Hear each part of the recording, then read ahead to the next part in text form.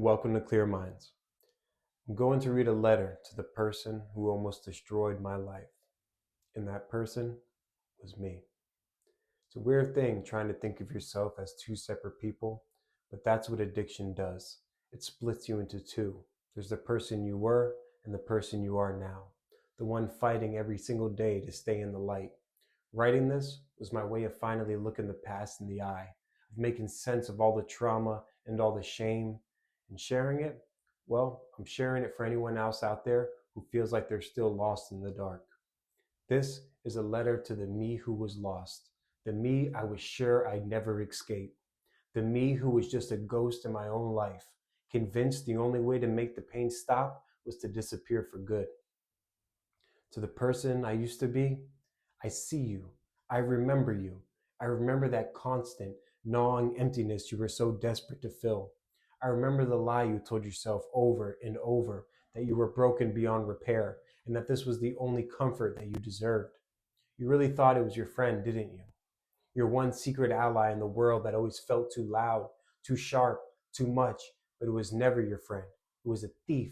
It started small. It stole your sleep, then your appetite, but it got bolder. It took your job, your promises, the person you saw in the mirror. You became a stranger in your own house, a master of the lie. You were lying, stealing, and you thought you were getting away with it, but the truth was written all over your face.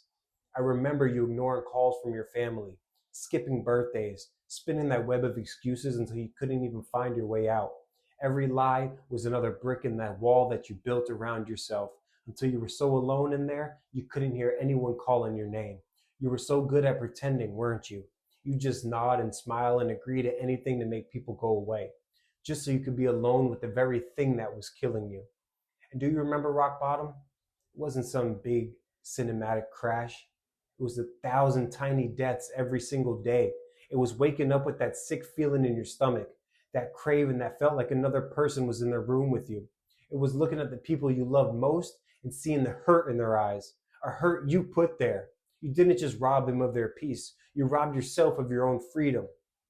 You let addiction dig a grave for you, and you just stood there and watched it happen day after day. You hated who you were becoming. I know you did. I remember the shame, the guilt, but instead of using it to change, you let it bury you deeper. You convinced yourself you didn't deserve to heal. You thought suffering was what you deserved. Reading this now, my heart just breaks for that version of me. It's hard to connect with the person who I am today. For the longest time, my entire identity was addiction. It was just a black hole where personality should have been. And that's the cruelest trick the disease plays on you. It makes you believe that this is who you really are. But a disease isn't a moral failing, and it isn't a weakness. It's a cage.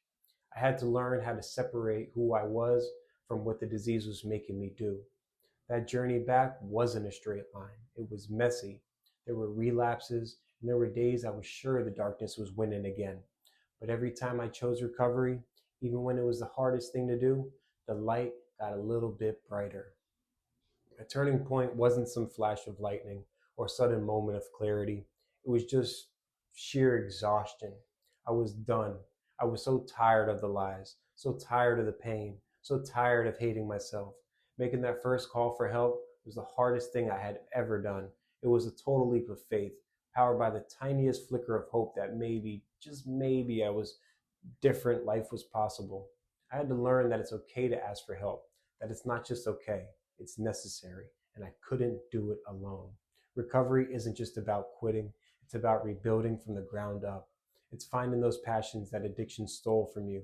It's carefully, patiently mending relationships. It's forgiving yourself. It's learning how you actually feel your emotions instead of running from them. It's about filling that whole empty space addiction leaves behind with something real.